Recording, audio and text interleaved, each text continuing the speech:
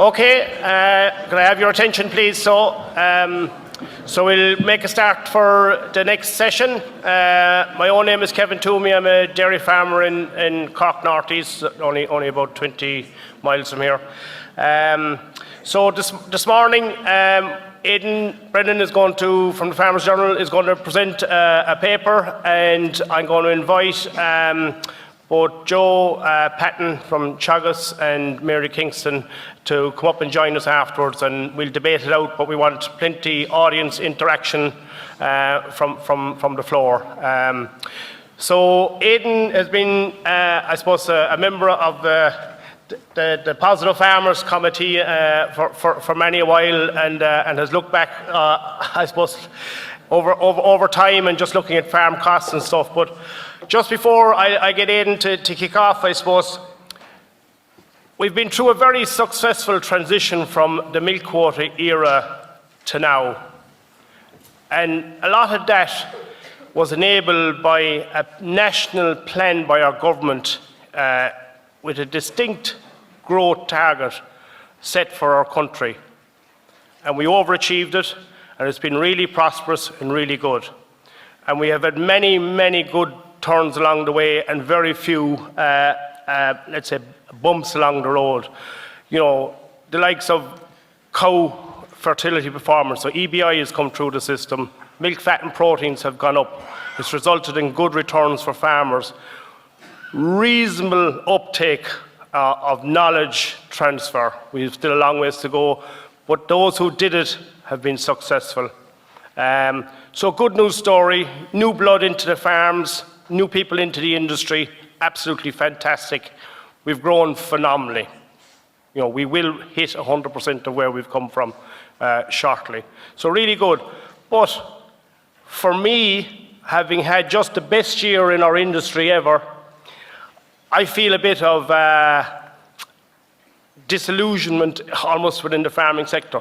People are almost embarrassed to say how good a year they've had. A bit understandable. Confusion is out there though, and the confusion for me is the next 10 years for the industry. Our government has delivered a climate action plan. It's absolutely folly. It cannot be delivered on because it doesn't add up. Because when you add up the amount of land they want to go into forestry, the amount of land they need to go into tillage, they want to cut cow numbers, cattle numbers, but yet yesterday the Minister said he's not going to implement a scheme for the beef industry, still debating about a dairy industry. They want to re-wet a large proportion of peatland. All this stuff is actually just doesn't add up. So for me, there's a lot of confusion now. And I think it's a really important time for ourselves as an industry to do a bit of a SWOT analysis. You know, it's really important, I actually think, to do it on the future of our businesses, both locally and nationally. So I'm delighted Aidan is questioning resilient milk production because it's an apt time, you know. So I'll hand it over to Aidan and we'll take it from there. Thank you very much. Thanks, Kevin, and thanks for the introduction. And good morning, everyone. It's great to be standing in front of a Positive Farmers audience again. So the title of my presentation, which I'm going to go through over the next 20-30 minutes, is Improving the Resilience of Irish or Pasture-Based Dairy Farming. I suppose the topic came up because we feel in the Positive Farmers that it's an important topic. As Kevin said, we've had a good year, but you know, we get the feeling that there's a small bit of drift going on, and I think it's something we need to correct. So just after Christmas, I was listening to the radio, and Brezzy was on, the singer, and he was talking, as he tends to do, about mindfulness and resilience and all the rest. And he said that resilience is a word that's used too much and used in the wrong context. So I said to myself, I better check the actual definition of it. So according to the American Psychological Association, resilience is the process and outcome of successfully adapting to difficult or challenging life experiences, especially through mental, emotional, and behavioural flexibility and adjustment to external and internal demands.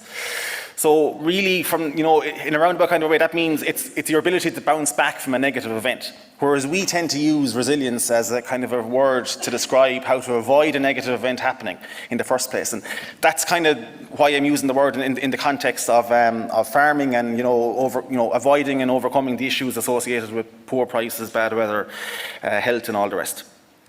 So just to go through what I'm going to discuss, a little bit on recent trends. Liam has covered some of that already. And a couple of the potential impacts we could have from events such as the changes to the Nitrates Directive. What if milk price collapsed? Land lease charges are going up. What impact that's going to have, and then we'll have a discussion then with Mary and Joe Patton at the end. So the current state of play, as Kevin said, 2022 was a year of records. Record milk price, record input costs, and record profitability. So much so that Teagasc are predicting that the average family farm income will have increased by 30% in 2022 to just under 150,000 euros. Now, that is before capital repayments are taken into account, it's before tax is paid, and it's before the farmer themselves are also paid. But to put it in context, the average industrial wage is 50,000.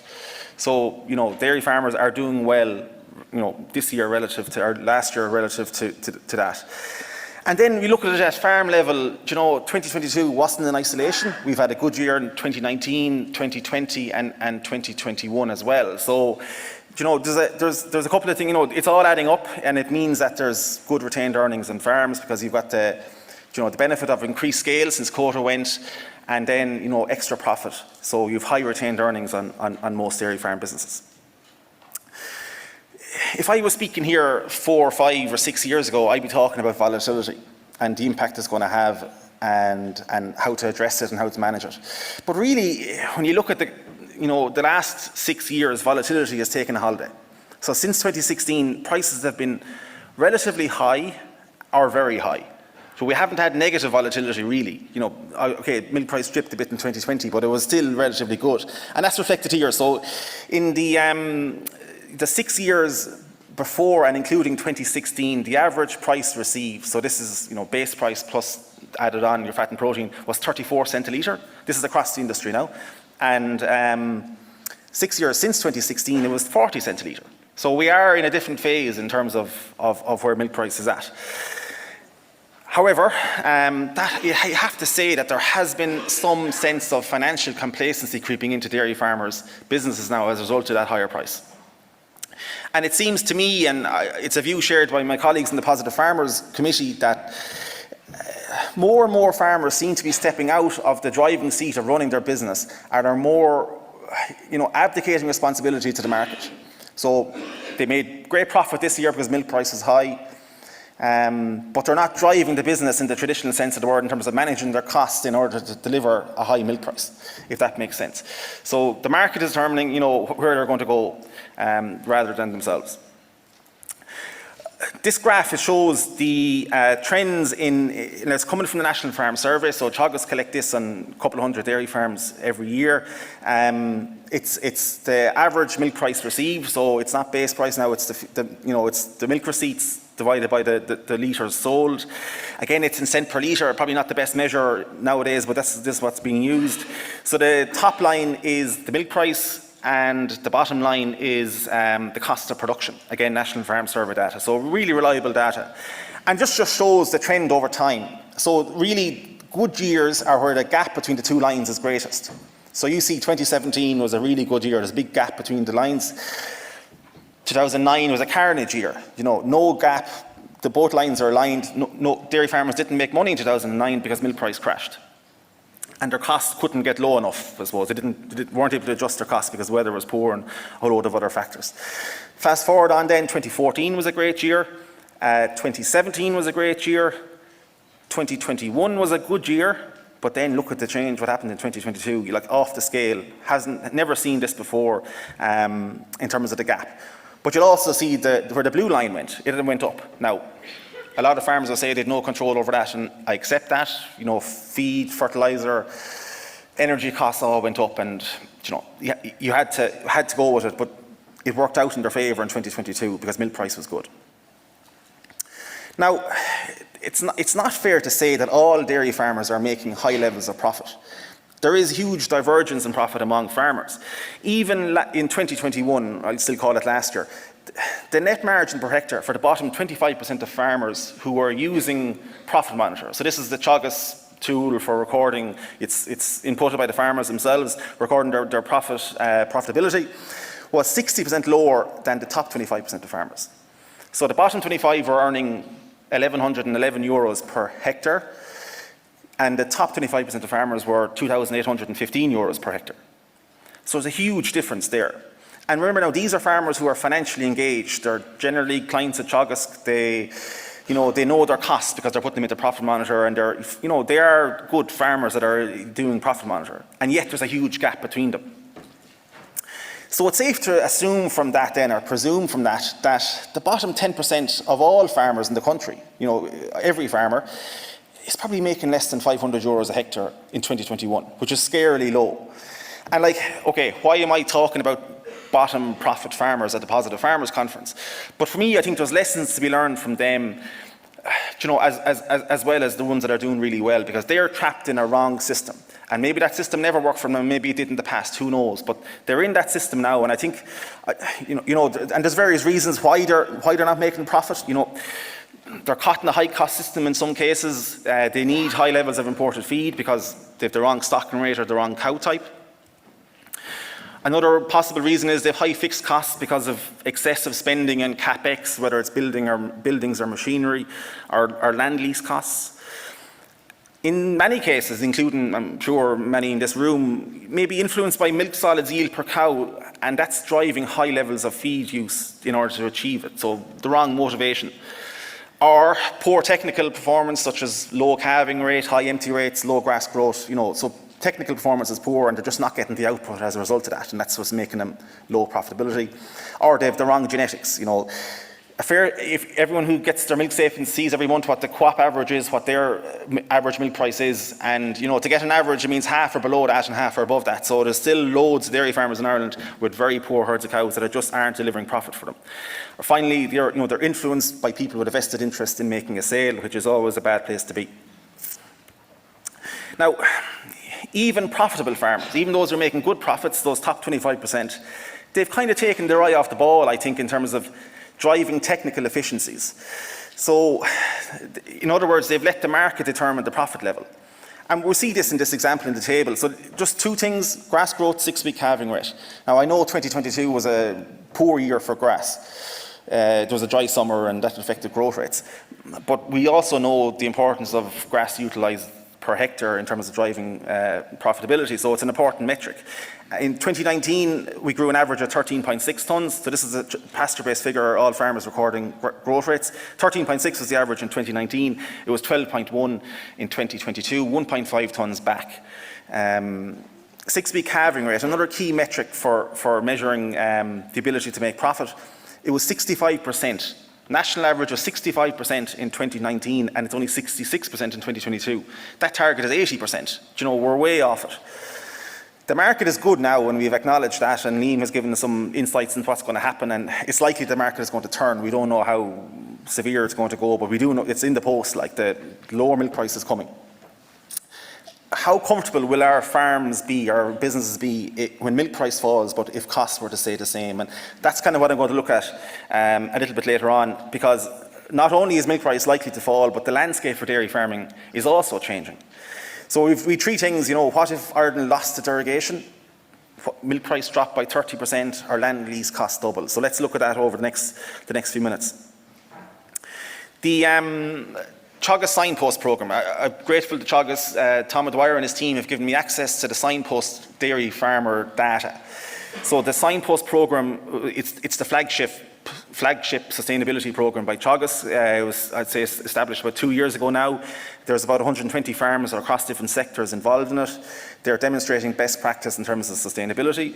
Most of the 50 dairy farmers that are in it are already part of a joint programme, or involved in joint programmes between the Teagasc and the dairy co-op. I suppose they are seen as the demonstration farm within each area, so they're right good farms, you'd have to say. They're involved in financial recording, so it's done by the National Farm Survey. Methodology is used in those farms, so it's better than Profit Monitor. It's really good financial recording. These farms are not average, so they're larger than average, they're performing to a higher level, and they also get lots of support from Teagasc advisors. There's a Teagasc advisor on call to them, whenever they want it. But it is a good reference point for looking at the impacts of changes, because we got good data on them.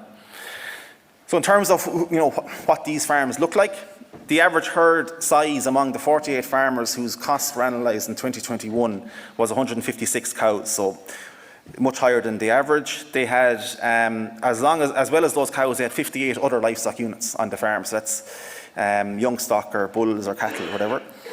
Average farm size is 95 hectares. Overall stocking rate 2.25 livestock units per hectare.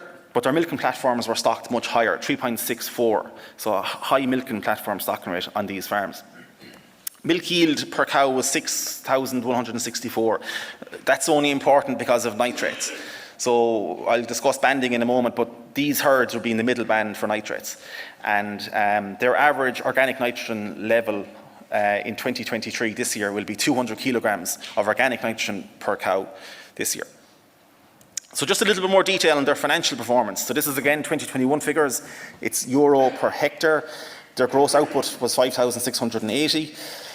The costs are there, you'll see them yourselves. I won't go through them all, but if you look at total costs, was 3,500 euros a hectare, leaving a net margin of 2,144 euros. So think back a few moments ago, I was talking about the bottom 25% and the top 25%.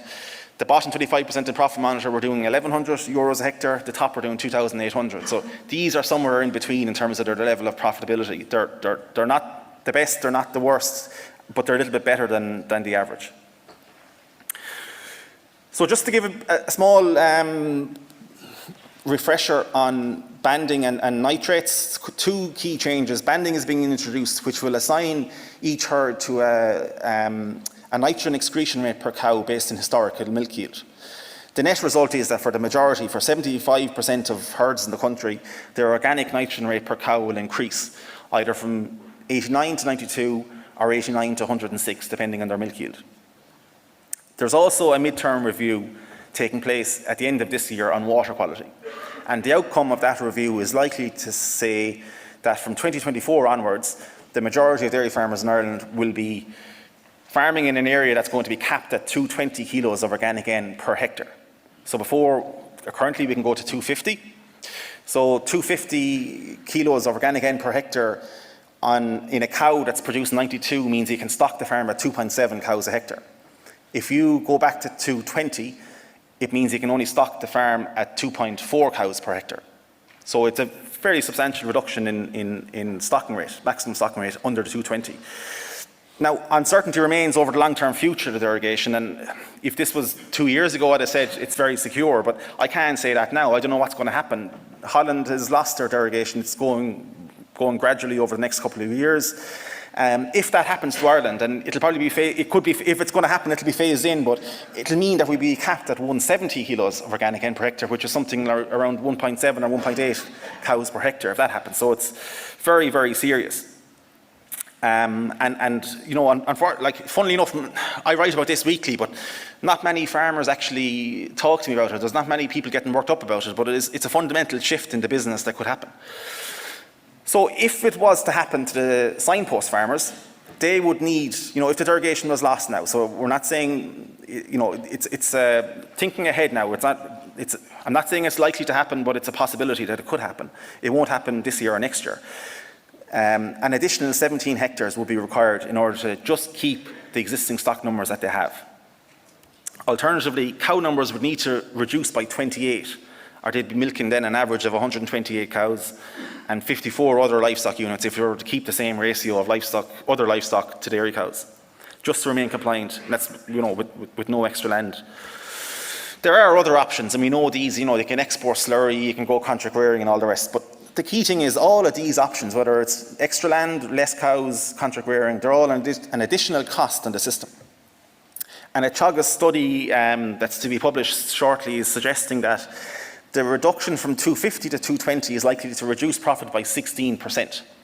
Now, reducing down to 170 would be a multiple of it, so a huge impact in terms of profitability.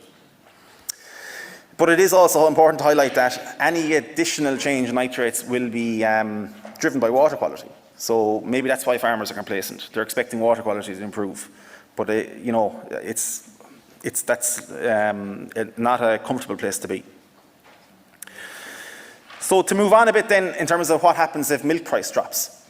And again, I'm using the signpost farmers, that group of 50 farmers that we have really good data on, to look through a couple of these impacts. So in 2021, the average milk price received on those farms was 41.74 cents a litre. Their total costs were 26.67. They had a margin of 15.36, and a total sum of money then at the end of the day was 143,000 euros. So a decent sum of money in 2021 was made in these 50 dairy farms. Again, now don't forget they have to pay their own labour out of that, they have to pay capital repayments, and they have to pay their tax. So if they're running decent sized businesses, they should be getting 60 or 70 euros to themselves anyway, which doesn't leave a whole lot of money left over for the other two. Now, we don't have 2022 financials yet, but they're likely to be significantly higher on all three parameters, and we've discussed that. But let's just say, right, and we can tell me I'm wrong or tell me I'm right and argue about it later on, but based on 2022 figures, if milk price was 30% lower to 29 cents a litre, so let's say we didn't get the 41 that they got 29 instead. Base milk price in that case will be around 25 cents a litre, 24 to 25. And if the costs stay the same, so they didn't change their costs in 2021, but they got a much lower milk price, their profitability would drop to 2.53 cents a litre, or just take home 23,000 euros, of which they have to pay themselves, pay the tax, and pay back the bank. Now, you might think, 25 cents a litre is impossible. It'll never happen again. We'll never see it again, and hopefully we won't. But this is the same graph we had. The arrow points at 2021, and the red horizontal line going across is 29 cents per litre. And look, there aren't many years that we have been at 29 cents a litre, but we have been there before. We were there last in 2015 and 16, and again in 2009. But if you were to look at that graph and the trend, it's not beyond the bounds of possibility that we could have been there in 2021. It could have happened. And if it did, these farmers wouldn't have made any money, and those of us in the room wouldn't have made any money either. So it's possible. That's all I'm saying. Now, Teagasc are predicting that costs on dairy farms have increased, I should say, during 2022 by 30%. If this was applied to the signpost dairy farms, their costs would be closer to 35 cents a litre, leaving a margin in 2022 of 23 cents a litre, or 217,000. So again, good money. But because even though the costs went up, because milk price is so high, profitability was still high, and no matter what they'd have done, they'd have still made loads of profit because the cost, the milk price was so high, the cost didn't really come into it. But what's going to happen with future milk price? And who knows where we're going to be? It mightn't be next year, it could, or this year, it could be the year after, it might never happen. But what if it does? And what if we don't change the cost base we have now? What will be the impact on profit? So if milk prices drop by 20% and our costs stay the same as they are now, that cohort of farmers would make 12 cents a litre profit, or 112,000 euros. It's half of what they made in 2022. If milk price dropped by 30% and their costs stayed the same, they'd make a 6 cents a litre profit, or 56,000 euros. And getting worse and worse as they go on. If it was 40% of milk price drop, and their costs stayed the same, they didn't change their costs, they'd make no profit. Now, in real terms, this isn't no profit, this is a big loss. Because remember, if they pay their own wages, their own drawings, they have to pay back the bank, and they have to pay whatever tax they have from the previous year. So it's a serious problem, even though it's zero. And 50% of a drop in milk price would also be carnage. They're making, losing 53,000 euros and would have a massive issue as well in terms of drawings and all the rest. Now, you might say that's very unlikely to happen, and perhaps it is, but I'll go back to history. 2009, this is a graph showing, it's the same graph as we had earlier, but there's a little more detail on it. It's from the Central Statistics Office. It's looking at milk price between 2006 and 2010. You'll see there in January 2008, milk price was 42 cents per litre received. In January 2009, 12 months later, it was 22 cents per litre. That's a 47% drop in milk price. So it has happened before. Now, I know there's global financial crash and a whole load of other issues going on in the world at that time. And hopefully we're not going to be there again, but it's there. Other farmers then will say, and maybe correctly so, but that there is reassurance that if milk price falls, so too will their costs. So we're all commodity driven. If one commodity falls, they'll all fall. But again, this is a strategy based on hope because you're putting an awful lot of faith in the market to deliver for you. And the other thing to say is that there's usually a lag phase between milk price falling and commodities falling. So dairy farmers are the first link in the chain in terms of milk price and the last link in the chain in terms of commodity prices. So, we'll be the first to be hit in milk price and the last to get the impacts of input costs falling. So we know milk price is going to fall, so the question then is, what are we going to do about it?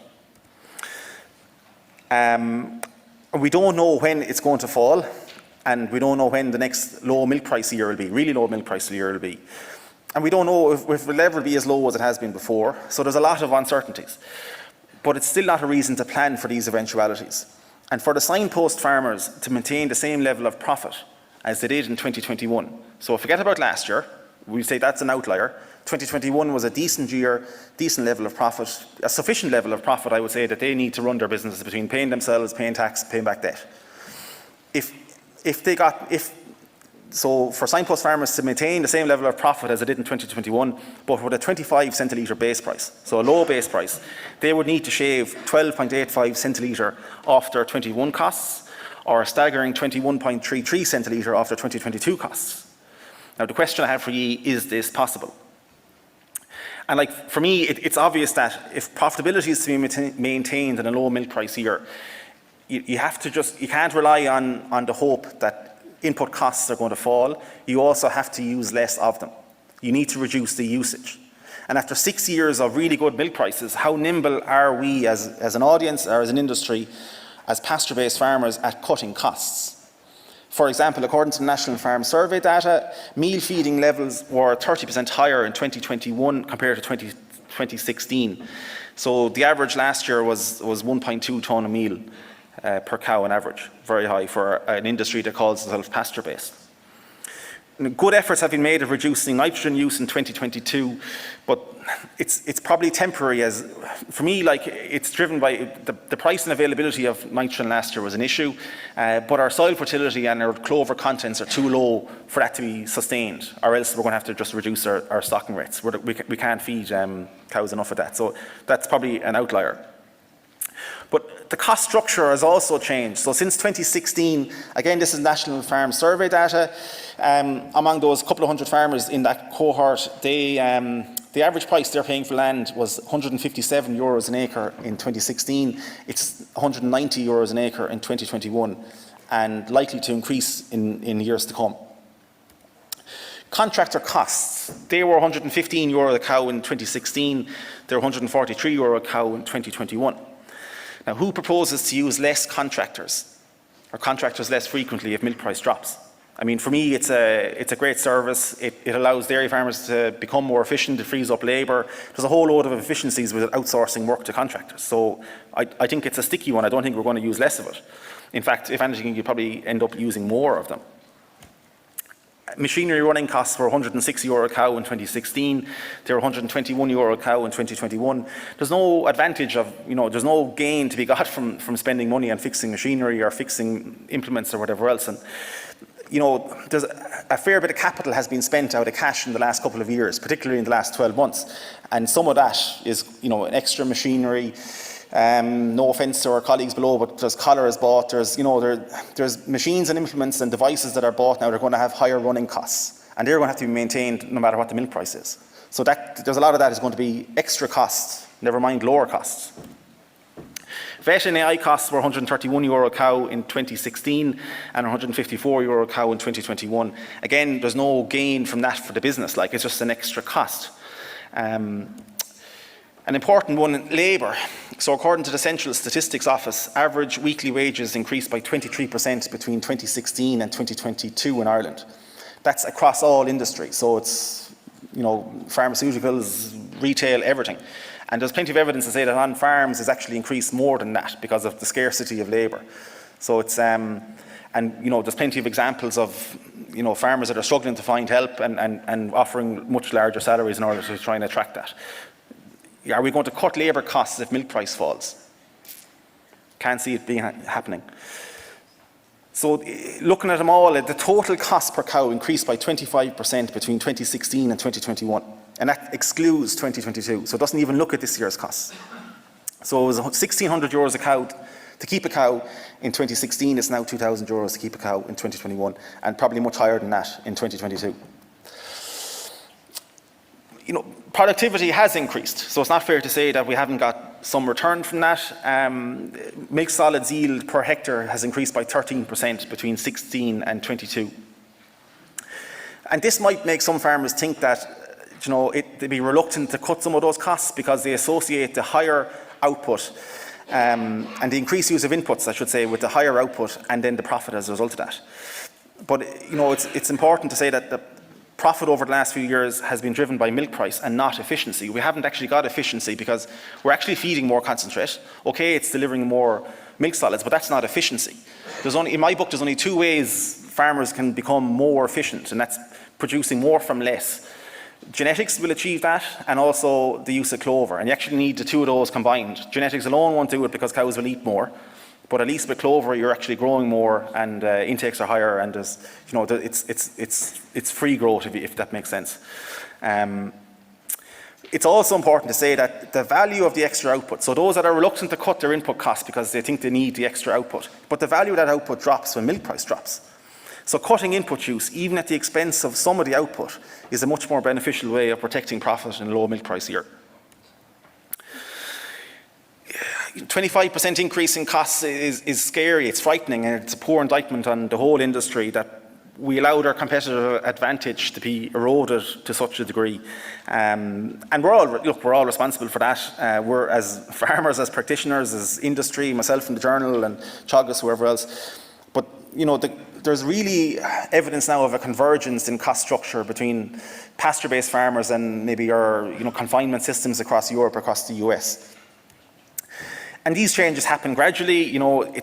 For me, it's lack of emphasis even at cost meetings. So meetings that you're supposed to discuss costs at, we tend to discuss profit, not cost.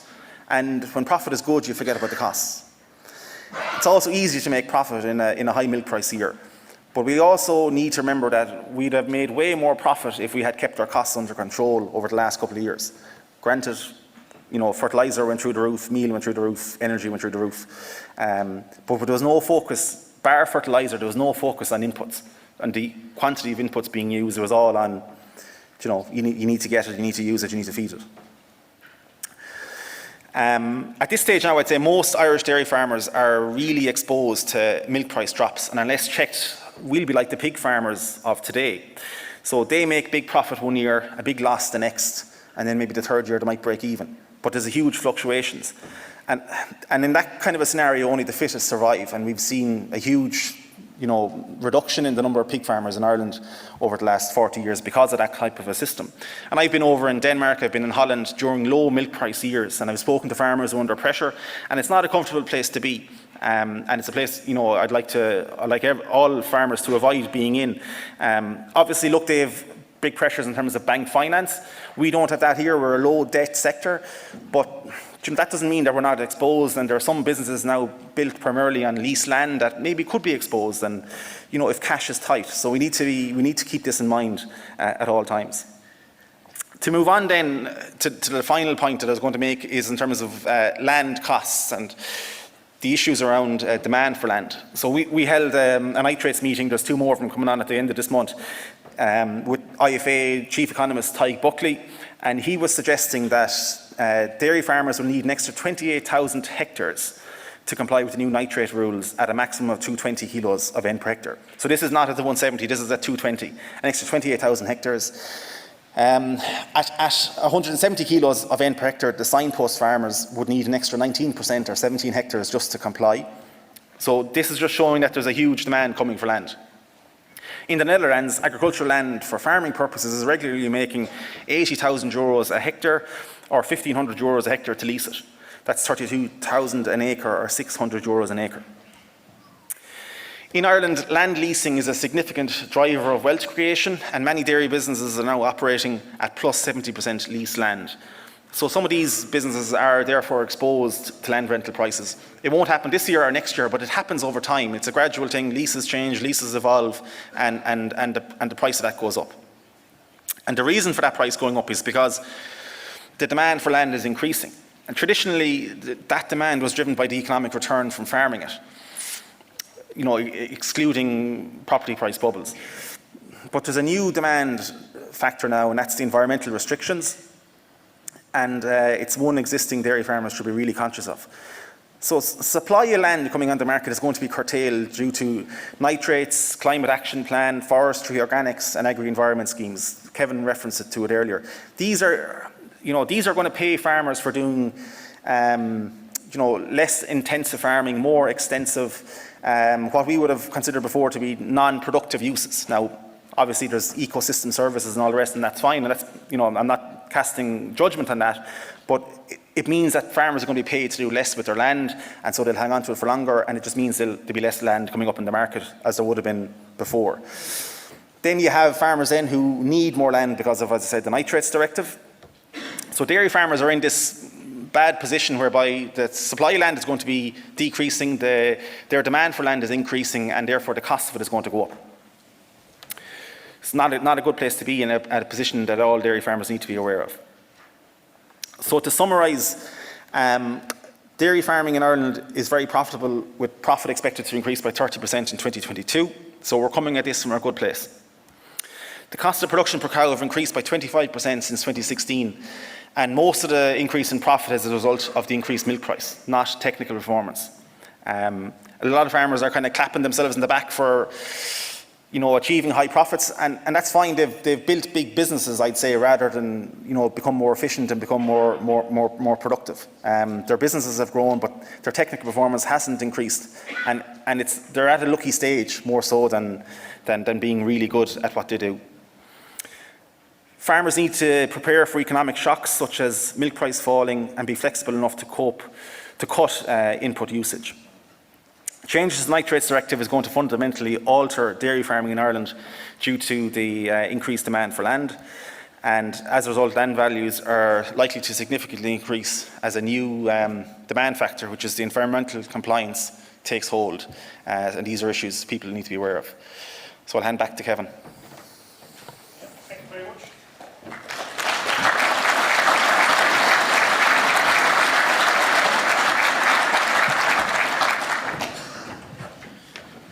Superb, Aidan. It gave us a bit of a kicking there from a farmer's point of view, and nothing like a bit of a kicking to wake us up. I'm now going to be joined, please, by a leading farm consultant here in Ireland, Mary Kingston, also a journalist and a farmer and a mum of many to boot. So I'll also ask Joe Patton to join us, head of dairy production systems, I think, in Moore Park. I'm not quite sure your exact title, I haven't it down. So, but Joe's with Teagasc 20 years or more, so fantastic to have him here as the head of knowledge transfer. So, Aidan, you've put up a serious challenge, 20% increase in farmer costs. Add on what happened in 2022, and it's more like a 50% increase in farmer costs. So it is absolutely phenomenal, the cost base that has moved in kind of a 6-7 year window. So yeah, it's a challenge. Lucky enough, milk price has been up above us. We've got the benefit of milk prices increasing before the cost base happened this year. Who knows? I think we'll have further cost increase coming through from 22 into 23, which will make our position a bit worse from a cost point of view. And you put that with a falling milk price, you're definitely in a much squeezier position. Joe, just to get your views on that cost-based change, Aidan not only challenged us as farmers in being a bit lax, but also a bit around Teagasc. Maybe are we putting enough focus into it, but just your own viewpoints on Aidan's presentation, just to kick us off. Thanks, Kevin. Yeah, well, you're not wrong, Aidan. Anyway, that's for a start. Just looking at our early figures through Profit Monitor, which would be the early responders or the early reporters. Like you're looking at between feed and fertilisers coming 12.5, 13 cent a litre for this year. Total fixed, total variable is over 20. Total fixed, and that's not even fully reporting paid labour, I would say, is 12, 13 cents. You're up at 35 cent a litre based on what has come in early. But I suppose there'll be tricky Profit Monitor meetings this year because people are going to look at the top line. That's This is unprecedented in terms of profitability, and that's where the challenge is. So we have to pull back on the cost. But now the input levels are back slightly now, depending on the area in the country, like drought and all that. Aidan has impacted on feed to a large extent, and I think it struck me actually. We did rounds of meetings last autumn around feed security after the drought, etc. It's the first time I really heard, progressive dairy farmers asking the question, would I have been better off with 10% fewer cows this year? And I think sometimes we have to be a bit careful how we interpret some of these profit figures. I know, Aidan, you mentioned the low profit farmers and farmers that are at 500 a hectare, for example, right? You can have farms that are at 500 a hectare that are sort of farms that are possibly in the twilight of their career. They've kept stocking rate low.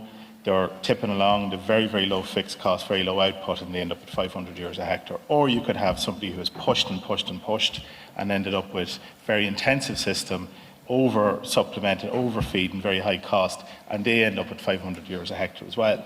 So we have to be careful. There's a massive range in how you end up at a particular figure. One final thing, and I know I'll shut up now, but I think one of the things we have to realise as well is that, I know we'll probably talk a bit about grass utilised, Aidan, but some of the highest grass utilised farmers are also the ones with the highest cost structures as well. So we have to be careful how we can't take one figure in isolation. Because they're overstocked. Because they're overstocked, yeah. Okay, Mary, just your own viewpoint on the conversation from both Aidan and Joe. Yeah, well, I suppose presently I'm in the midst of analysing a heck of a lot of costs. So sort of trends that we are sort of seeing is an additional €1,000 of costs on a per hectare basis. And they've now exceeded the total income that was received on a per hectare basis in 2016. So I'm looking at the extra $1,000 of costs that's come into the system since around 17 to 2020. We were starting to incline a little bit last year. So it's very much real. It is like higher cost systems are a little bit driven by stocking rates. So that's the fundamental point, is getting that in the right place relative to what we can grow. I think what I am sort of seeing from accounts, there's been quite a big motivation on productivity per cow. And that's 500 kilos of milk solids and above is a motivator. And it's having some negative consequences. And for the second year in a row, we've seen a reduction in grass grown, but an increase of meal fed. It might be synonymous with the weather that we've been getting as well, but we're going away from the knitting. We need to stick to what we're good at, and the objective is high margin milk solids, and it's imperative that we stick to being sort of grass-based. So there's definitely costs coming into the system. It's going to be a challenge to strip them out. In some ways, it could be the one slight positive of the banding and the nitrates, that it will take away from that productivity per cow base. Okay. It's actually making systems like once a day stack up much better as well. I'm not suggesting you'll go down that route, but there's... Okay, yeah. So look, I want to open it up to the floor, so put up your hands if you have questions to ask. If I can, I'll try and break it into 3 sections, not to be jumping all over the place. So if I can just cover the costs, of production in terms of what can you do? So what can farmers do? You mentioned stocking rate. Shockingly, I was actually shocked. The signpost farms are stocked at 3.6 cows per hectare on the Plinking platform, which seems, really high. So just address the system and the farm, and how do we what are the rules of thumb for stocking the farm? So Joe first, maybe. Yeah, I suppose, I think we have to, when we talk about the cost per cow, we also have to look that not all cows that are in the herd have the same cost structure. We tend to average this over all cows. So we end up, and we make an awful lot of bad decisions possibly on the basis of averaging the additional cost over all the cows. When we look at the cost of the additional animals, when you do break that link that Mary's talking about with grass growth, you may as well cost that animal on the basis of a fully fed indoor system, which in that situation we end up with a pasture levels of output per cow that are equivalent to what you get in a pasture system, but levels of cost that are equivalent to what you get with an indoor system. So when you add it up, the additional feed cost alone could be 2,000 a cow. once you break the link with stock with pasture production. So look, we all have our rules of thumb on this, but you're looking at, it's difficult given the levels of grass production, even on the Curtains farm in Moore Park, in Clonakilty, in Solihull, in Ballyhaise. They're all really very close in terms of their productivity, you're in around 14 tonnes or thereabouts. You can't really break much more than 2.4 on a whole farm basis. You really can't. Yeah. Mary, any quick point on that? Well, even using simple maths on that in terms of the milking platform, ideally for a highly effective sort of grass-based system, you want to be allocating at least an offer of what's grown over 4 tonne per cow, ideally getting towards 4.5. Do the simple maths, 14 tonne divided by the stocking rate. Aidan, what's happened? Well, see, the stocking rate on the signpost farmers is high, accept that, but across the National Farm Survey, it's probably not really that high, Joe. So it's not the issue for the industry, I would say. It's an issue on these farms, and it's probably possibly an issue on some of the farms in the audience here, because we're driven by a desire to milk more cows. It's in our nature. And that's the easiest way to do that, is to load up the milking platform with cows. So that's a specific issue, and maybe it's more on goals and all the rest and objectives. Okay. But where we went wrong, Kevin, it's a gradual thing, as I said in the thing. It happens over time, and we lose, as an industry, we lose our focus on cost when milk price is high. We only talk about it when milk price is low. Like 2015, 2016 was the last time I would have been writing personally on how to cut costs. I do bits and pieces every now and again, but there's no real focus on it. I think Teagasc is the same. We need to be more grounded in our approach to, as an industry, to how we manage costs. Okay. If we ran cash flow meetings last autumn, they would have been very quiet. Yeah, no, fully accept that, but that's the problem. That's not a good thing. But we probably need to offer more in terms of cash management when things are good. But it is an issue. It happens every time there's a crash in anything. There's cash flow talks. There's all this finance talks. Finance doesn't get discussed enough when there's a margin to be had. Yeah, true. Well, I think, as well, the key thing with all of this is that fundamentally the price we're getting at the minute will support any system. Okay. And it's just, how do we come up with something that's going to position ourselves into a place that we can manage that volatility. And, it's fine to possibly spend a little bit of money on certain R&M items that that can be deferred when the price hits the floor, such as, making sure your roadways are good, fencing, grazing infrastructure, things like that. I can put up with that, that's fine, but it's rappelling costs that we just can't pull out quick enough. Question down the middle. Now that there is money in the system, what should I spend it on to reduce my exposure next year or the year after, as you're predicting, Aidan? Do I pay down debt? Do I make my life a bit easier? What do I do? Do I keep it in the bank? Buy a nice new tractor. So, good question. Discretionary spending, and also the capex spending of, what order should it be spent in? There's a question up here. Yeah.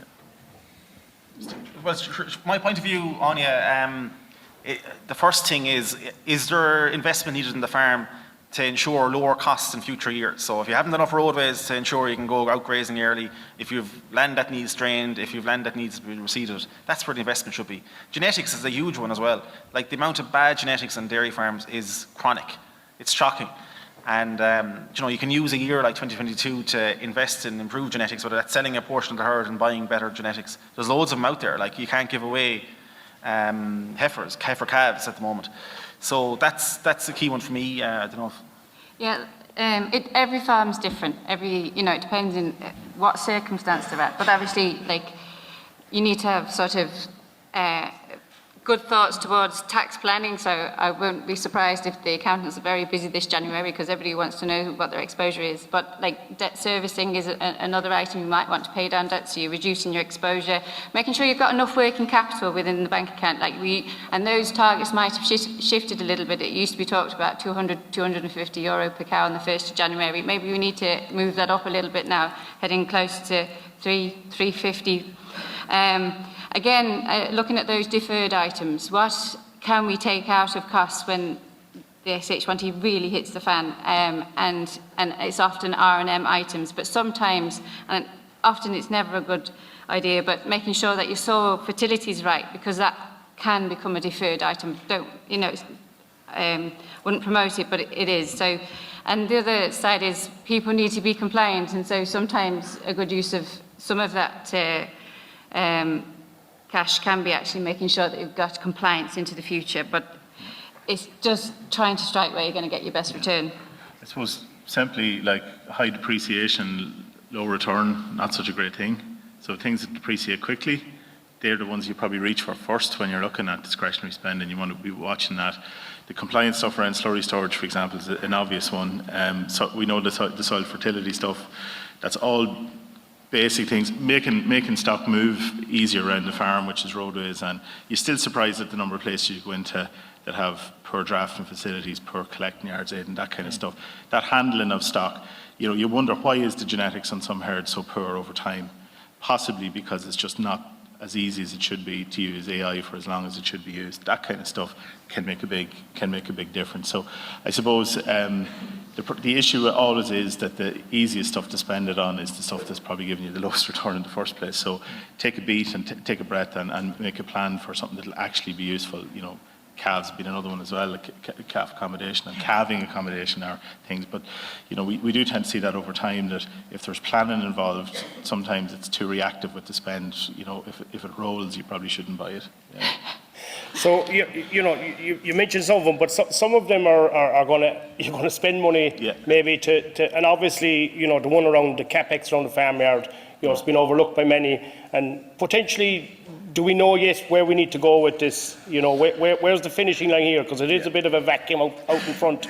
There is, and that is an issue that I fully take the point. And there's frustration among farmers to get what's the final figure that you have to work towards. And there is review underway, and I know that Pat Toohey in Moorpark is working on changes in terms of working on auditing where they are in terms of storage and things like that.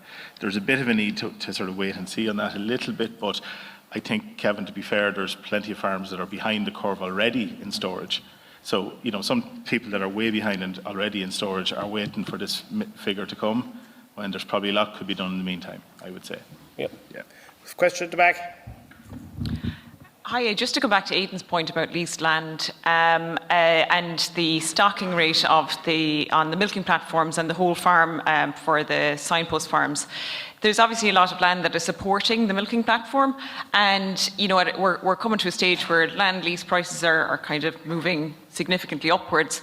Where is the cut-off point of land lease costs as a support block? I see Joe smiling at that one.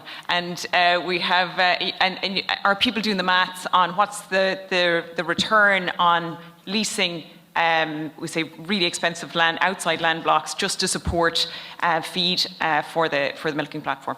Thanks, Gillian. Aidan, do you want to take that first? Well, if it's no matter what the cost is, right? If you're taking on outside land to load up the milking platform, it's probably a bad idea, because not only do you have the extra cost with the leased land and stocking it, you'll also have a heap more work.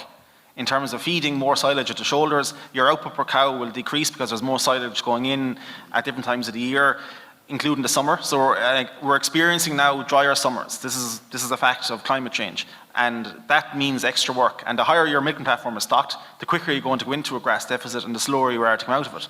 So rather than having to feed silage for 1 week, you're now feeding silage for 4 and 5 weeks.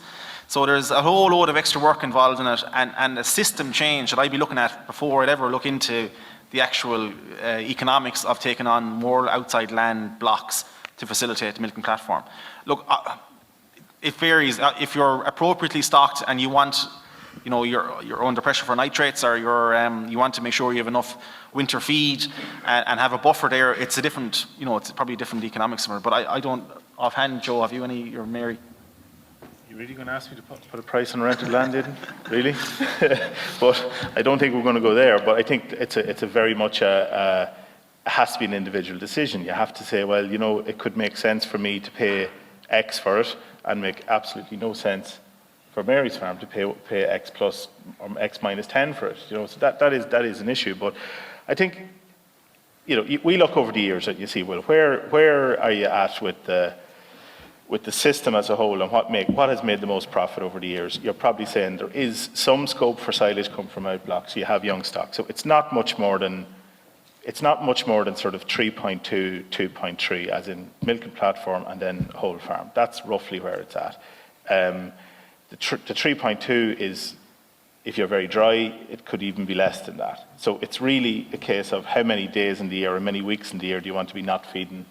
Do you want to be not feeding silage? I think you mentioned that too, Mary. But like, you know, we've all these outblocks, and you see it all the time on farms that have all this outland, that the outside land isn't growing 13 tons, it's growing 10 maybe or 9. And it also brings the need for additional concentrate supplementation, because you're relying on buffer-fed silage, which ultimately means additional concentrate going in on top of that as well, because the quality of what's produced from outside isn't a direct replacement for pasture.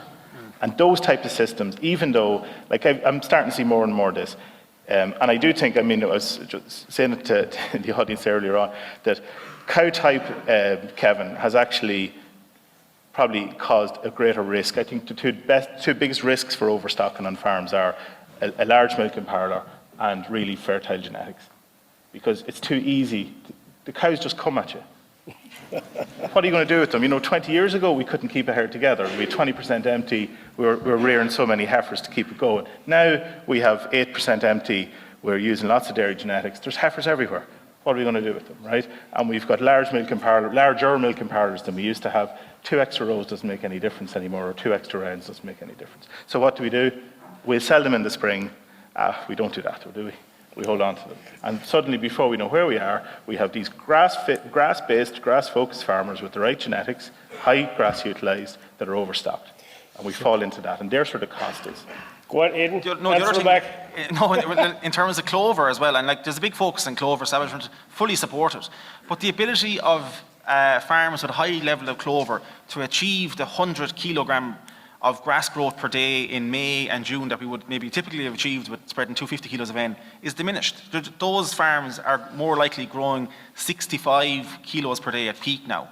It's a much flatter, maybe longer curve, grass growth curve. So there's a bit of a system coming here, change that may come, and it's going to come maybe through reduced nitrogen availability on the farm anyway, yeah. And how we manage and grow clover. Mary, just I suppose, yeah, it's interesting when you review a set of financials. One of the first places I often look is actually how is the farm sort of set up, if it's an all-in system with young stacked. So in terms of how much support ground is actually there, or actually in reverse, how much is milking platform. I suppose historically the most profitable systems were often sitting around 65% of the milking platform being the overall area. It was interesting doing a meeting the other day in more marginal ground, which is historically always sat more at the 50-50 balancing ratio, that they're coming into their own now in terms of what their nitrates are and what they can actually do. But if you reduce the capacity to grow feed, you will change ultimately that ratio required. And farmers are reacting to the pressure and the circumstance and nitrogen going in. Well, my farmers are, like if you look at the good old days when there was no limits, they were putting on a good 245 or 250 kilos of nitrogen. They're now down to 205. The reaction is huge, but we can't throw out the baby with the bathwater. We still need to grow grass. It's fundamental to what we do. So, you know, that needs to be looked on as well. Joe, there's change in the horizon, whether we like it or not. The nitrates is looking, moving from 250 to 220. The potential of that, looks very real in terms of the way the EU law is written. That would be a changing factor now for lots of guys from the present system. So, how can farmers adapt to that, or is there a way of adapting to that, or, where's the upside in this? Like, Tyg Buckley from the IFA was mentioning if farmers want to maintain what they have, they have to go out and rent 28,000 extra hectares. That's not possible. Everyone can't go out and rent land. So there's some fundamental changes going to go on here. What are we going to do? How can we face it up? Yeah, look, I suppose there's a huge amount of change, and you have there are two things coming together that are obviously related but slightly separate. In the banding is one thing, and the 220, 250 issue is the other. I'd agree with Aidan that maybe there's not as much I think until something like this actually hits the mat, if you like, we don't get enough interaction with the general public, even though you try and push it out there.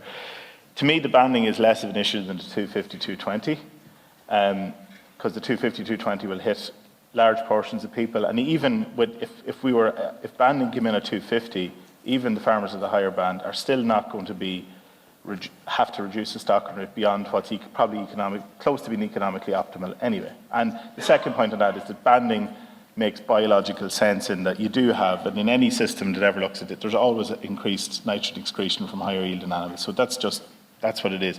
The 220 thing is a different issue altogether, and it is, I suppose, it puts it very much in focus that now your limits are contingent on changes or improvements in water quality, which is something maybe that farmers aren't used to. So the way it's written, unless our water quality improves, like our run-in time is short. It's 18 months from now. So even going to 220, will it deliver for definite water quality change? And this is a risky one, I think, right? That Elodie Roel and Lawrence in Moore Park have modelled this out. And if you look at the cumulative change, and we'll not get into the figures in terms of, we'll put a figure of, let's say, for example, we want to get a change of 10 in terms of water quality for handiness, right?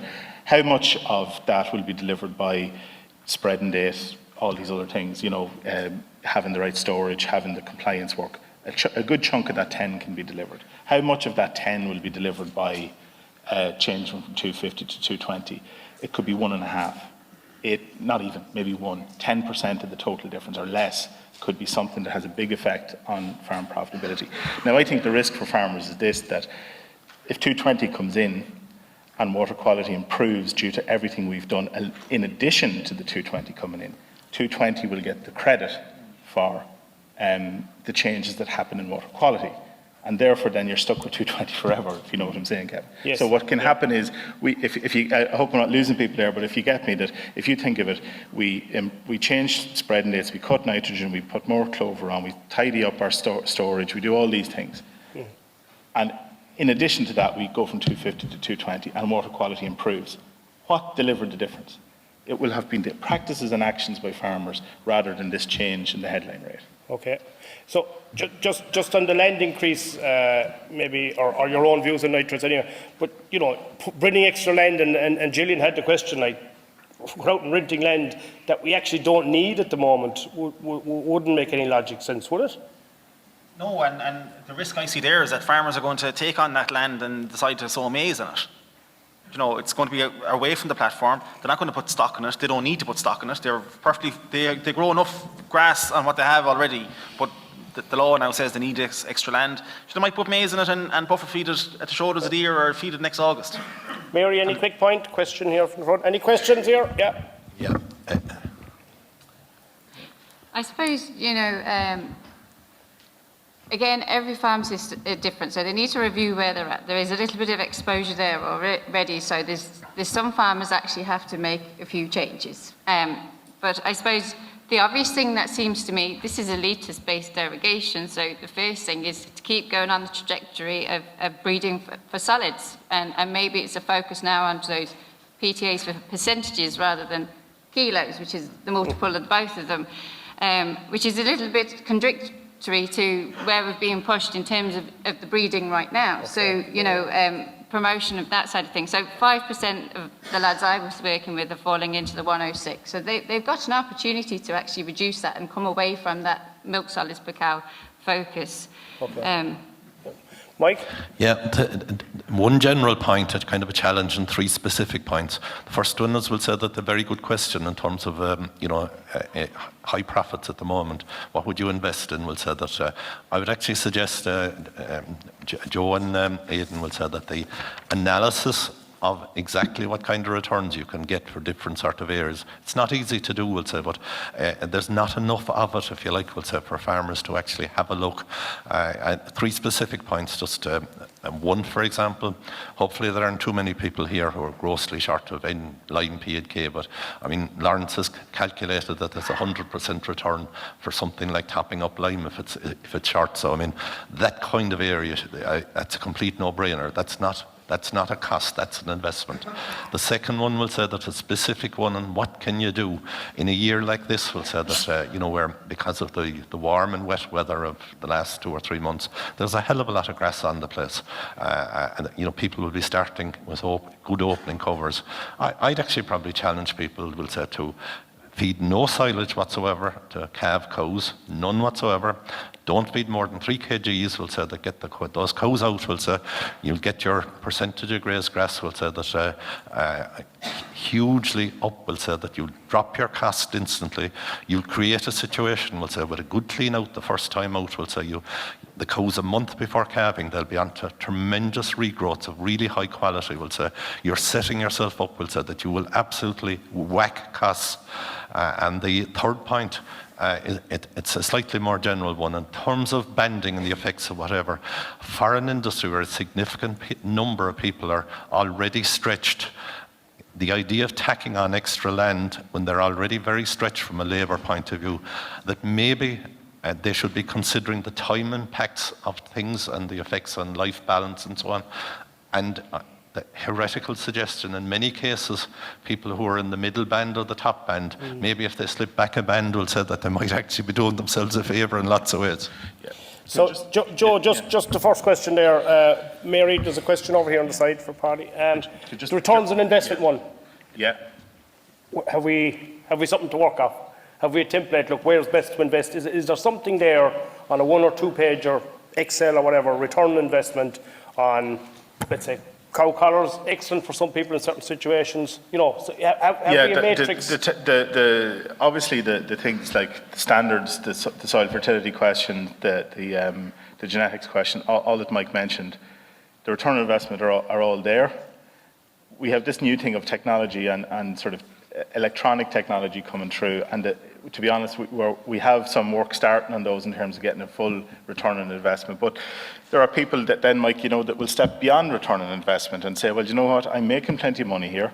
It's almost like a luxury spend for people to make life easier, and ROI doesn't capture fully that. But at this stage, I would hope that there's nobody in the audience that doubts the return on investment on line P and K. You would say at this stage, it's these other this small things. But just one quick point on the grass thing, Mike. I fully agree in terms of the setting up the platform in terms of the first rotation. But what we've seen, if you go back maybe to 2008, 2009, when we started really pushing people around spring rotations, the whole issue was to get enough of the area grazed, to get it done quick enough. Yep. Now it has switched that almost people are running out of grass on the 20th of March, right? And then we've fed no silage up to that point, and then we have to feed it for a month because we ran out of grass. And what's causing that?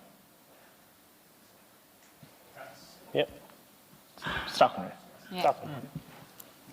Okay, Mary, you made a quick comment to me earlier about what happened to capital fertiliser last year. Oh yeah, so when it comes to soil fertility, I suppose when we were coming into 2022, there was just a huge amount of concern about where things are going, and on the fertiliser side of things, even though when we looked at 21, it only equated to 5% of the total cost. But so a lot of people sort of took the strategy not to put P&K into the farm, and even when I look at this, at the data from 2009, never does there seem to be a good. Is it a good idea to not put P&K onto the farm? Okay. And so it's paramount that they go in. Paddy, just 2 quick questions, we'll wrap it up. Yeah, thanks, Kevin. Great presentation by Aidan and great discussion by the other 2 panellists. I think a figure that's worth reiterating, €190 an acre was the average rent paid in the National Farm Survey in 2021. We don't see that as a headline figure too much. We see the €400 an acre being paid. And I think it's really important that we remember that is the average land cost. I have 75 farmers and 5 discussion groups. I've had lots of discussions with people this year who've rented land at those figures. So I think it's really important as an industry that we stop talking up that. The big figures make the headlines, but the average is by no means that. So that's just a comment. A question then would be, where's the international competitiveness piece moved in? Aidan, you kind of commented on our costs now. Our costs are creeping up. I remember seeing an article that like US dairy farms with biodigesters now have another income source that they never had previously when milk price crashed, so they might not reduce production like they used to previously. So there's some changes there that we may be not aware of. So maybe you could comment on them and their potential impact. Yeah, so that's a big one, and Mike would have referenced it before as well about the investment in R&D in confinement-based systems, particularly in terms of maize and the ability of corn yields to increase over time. So we've heard that before, and that's a real issue for the dairy sector in Ireland because it's pasture-based. There's very little investment bar what's going on in Moorpark and going on in New Zealand. So that's a big challenge. But the convergence really is if you take the cost of production, okay, we're still lower cost than our European counterparts, and that's good and it's a good place to be, and we'll be the last to feel the pain. But we're still losing our competitive advantage. We have no other advantage in Ireland. Like, it doesn't make any sense you bringing in feed here to feed cows in Ireland and then to produce milk here and sell it overseas. Our only competitive advantage, the only reason we're really efficient farmers is because of our grass-based system. And there's going to be way more pressure now on feed. We saw a bit of it actually when, I can't remember what month it was, but they started exporting grain again from the Ukraine. And one of the first of the 3 ships came to Ireland with animal feed in it. And the media and public went mad because this is feed that could have went to Africa to feed people, now was going to feed cattle instead in Ireland. And look, you can argue about the rights and wrongs of it and whether it was a correct analysis or not. But that's where the world is going. So we just need to really focus on our competitive advantage again, whether that's in Ireland or Britain. It's about grass and forget about Mary said the 500 kilos of milk solids per cow goal. It's a wrong target to have. Doesn't matter what the production is once your costs are low and you're making a margin from your milk. Okay, thanks. Niall? Aidan, yeah, a question for Aidan, and maybe Joe and Mary might comment. Aidan, I think your presentation really showed an industry that's slowly losing the plot again, and we need a downturn to get things back on track in terms of costs. We've always had a downturn every 5 or 6 years. So is the message coming out of the likes of Moorpark, is it a strong enough message in terms of research, and is it being spread properly in terms of, I can remember not too long ago, Brendan would have been talking about it, feeding up to 300 kilos a meal. Now it seems to be up to 500 kilos a meal, and we have an unofficial mantra for the whole country. It's 500 kilo cow doing 500 solids at 500 kilos a meal. Yet Brendan last year told us the average is 1.3 tons of meal, and it's maybe skyrocketed. So, is the message right, and is it actually being spread across the country? And where's it being lost? Is that what is the Moorpark model today, and where's that message being lost? Yeah, so my view is that there's not enough focus on costs now. And I said it in the presentation, but if I go back when I was in college and starting off working in Moorpark, whatever, go to farm walks and open days and, joint program open days. So these are programs on Dairygold, Gambia farms. The farmer would open up his farm and 100, 200 people would attend. But there was always a stand at those meetings on cost of production in that farm. It was shared. That's not happening anymore. And look, okay, maybe because the profits are so much bigger and farmers are more concerned, more protective about information on their business being shared. And that's fine, but it's bad for the industry. It's bad for everyone else because there's young people coming up now who aren't exposed to what costs should be because we just don't talk about it. We don't talk about it as a sector. Back to your comment, Niall, I suppose it's... I actually had words with Joe at down in Johnstone Castle in Wexford during the summer because on the stand he was on it said 700 kilos or less than 700 kilos as a target for meal feeding, and and fair enough, it was less than 700 kilos as the target, but when you see 700, it's the new target, and I mean you're right, it was 300 kilos a meal Joe, before. Get in there. Go wait any longer. We'll be here all day.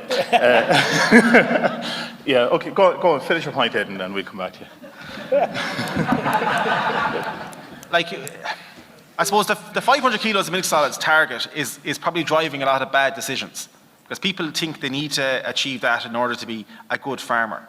But it makes no difference to their profitability. It's the margin between your costs and your output is what drives it, and that's encouraging people then to feed more. The other thing to say as well, and maybe I'm going off the point a little bit, but I often go to farm walks, discussion group meetings, and farmers with groups I wouldn't be familiar with, and the discussion would revolve around, such and such in the group is producing 520 kilos of milk solids, and he's feeding 700 or 800 kilos a meal, and another farmer might be feeding 500 kilos a meal, like the Moorpark blueprint, let's say, but only producing 480, and they'll make the difference between the 520 and the 480, and that extra 40 kilos of milk solids is worth X and to pay for all the meal and more with it.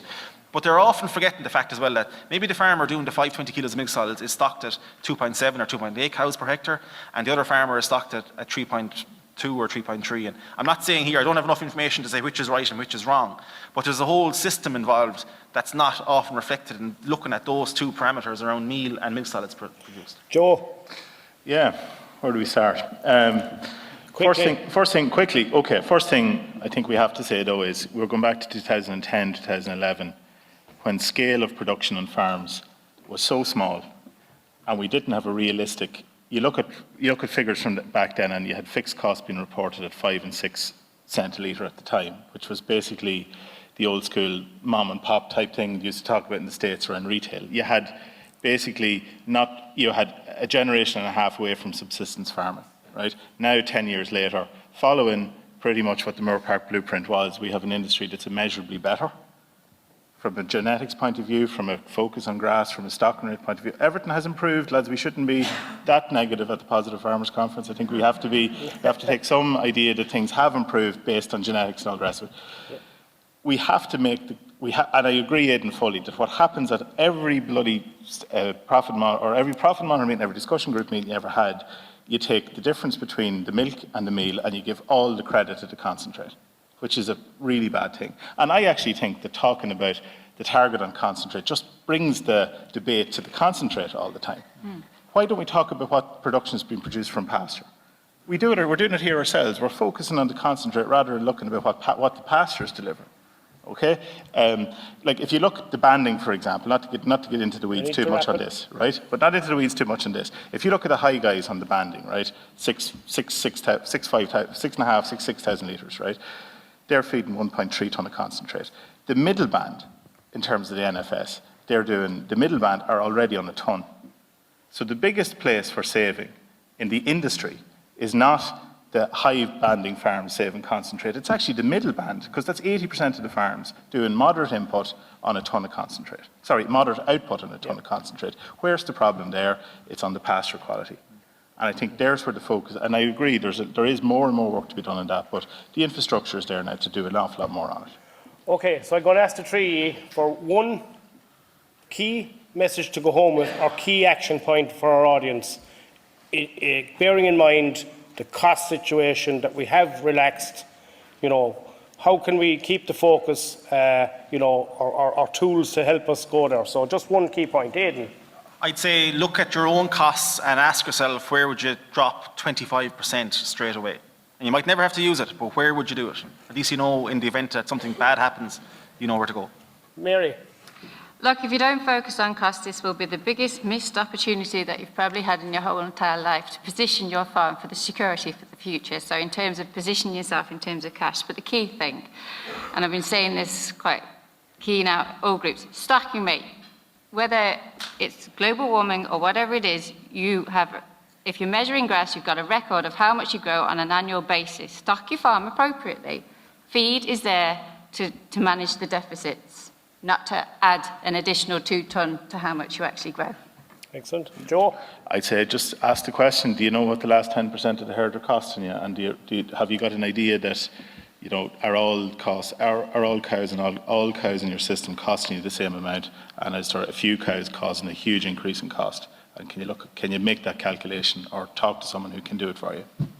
Okay, and my own little tuppence is actually, I think it's really worthwhile to sit down and just pull out some of your costs from 4 or 5 years ago. And I mean your veterinary costs, them individual costs, the teat spray that was coming in, and look at what you're paying today. And ask yourself what the hell has gone wrong. Because if you're accepting the prices they were putting on the table, and this is some of it, we're accepting some of the prices being put on the table, we need to get back and be real about our business and protect our business going forward.